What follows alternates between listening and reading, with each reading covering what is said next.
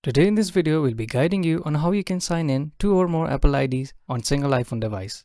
If you want to sign in 2 or more Apple IDs on your iPhone, iPad or other iOS device, then this video is for you. Just make sure to watch it completely so you can follow the process and sign in to multiple IDs. Now, first thing to know is, with the latest update of iOS, they have restricted this feature to use 2 IDs on iOS device. But if you have an old iOS, which is iOS 16 or 17, this might work for you. So, open your Settings app on your iPhone.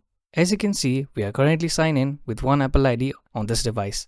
Now, if you want to sign in to another Apple ID, you need to follow this process. Scroll down and tap on Game Center and toggle on the settings.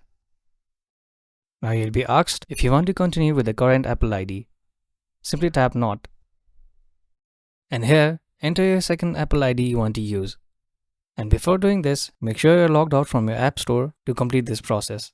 After you follow all these steps, you can sign into more than one Apple ID on a single iPhone device.